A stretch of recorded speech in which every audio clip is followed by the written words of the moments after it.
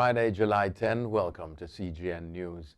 The government of the British Virgin Islands is warning that businesses which fail to enforce the mandatory no mask, no service and social distancing protocols could be fined or even closed. Premier Andrew Fahey has instructed the Attorney General to consider all legislation needed to enact provisions to help prevent any potential spread of the coronavirus COVID-19. These measures and protocols include the wearing of face masks by all individuals when in an indoor or outdoor public space and maintaining a physical distance of at least 6 feet when in an indoor or outdoor public space.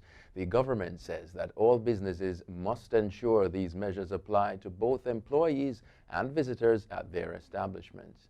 Jamaica's Minister of Health, Dr. Christopher Tufton, says his ministry has been having trouble keeping track of some persons who have entered Jamaica and who have been told to quarantine at home. He described some of these cases as a cat and mouse game and chided citizens who were hiding from authorities and taking it for a joke.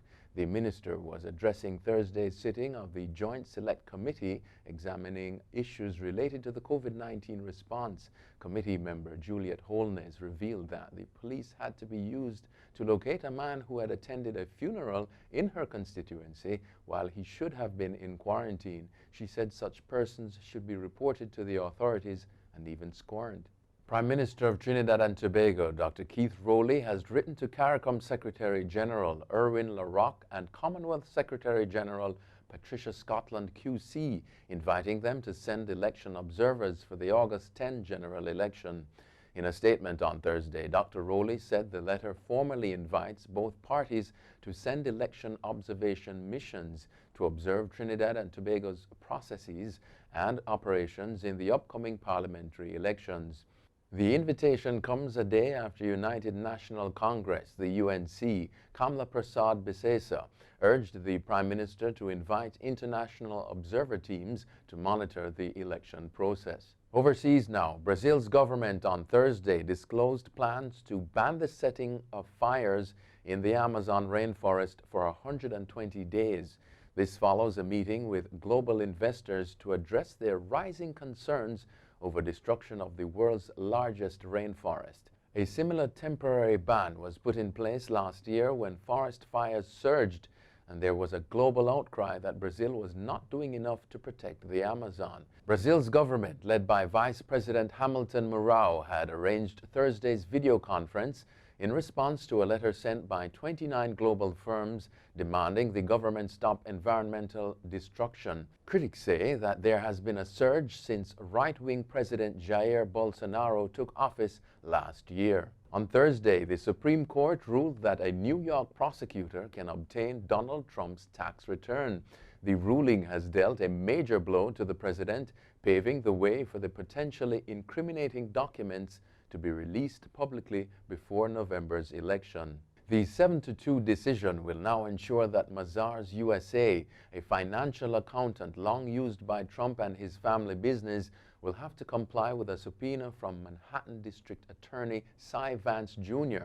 He is requesting 8 of the president's most recent personal and corporate returns as part of a grand jury investigation. An investigation by news agency Al Jazeera into the prevalence of white supremacist music groups on Facebook has led to the removal of 3 such bands from the social media platform. Al Jazeera says its investigative unit identified more than 120 pages from mostly heavy metal groups and record labels with direct ties to white supremacy. The pages had gained a total of more than 800,000 likes, and some have been online for more than 10 years. 5 examples were sent to Facebook, and the platform removed 3, adding that the 2 others were still under review. The 3 removed pages all violated Facebook's policies, according to the social media giant. The news comes the same week Facebook released an internal audit that heavily criticized the company's record on addressing civil rights and preventing hate speech. A former U.S. Marine and wide receiver for Saddleback College in Mission Viejo, California, is being hailed as a hero after catching a 3-year-old child thrown from a burning building by his mother. Philip Blanks, commenting on the incident, which took place in Phoenix, Arizona 2 days ago, said he acted on instinct when he rushed out barefoot to try and catch the toddler. The child's mother, Rachel Long, 30, did not survive the fire. Her other child, an 8-year-old girl, was taken to hospital along with her younger brother, according to local reports. Vandals in Melania Trump's hometown in Slovenia burned a wooden statue of her on the 4th of July, sparking outrage in some quarters. In a subsequent interview with Reuters news agency, the American artist behind the statue of America's First Lady, Brad Downey, questioned the motive behind the attack. Now living in Berlin, Downey said he does not want to press charges, but he wants to speak with the arsonists for a documentary he's making about the statue.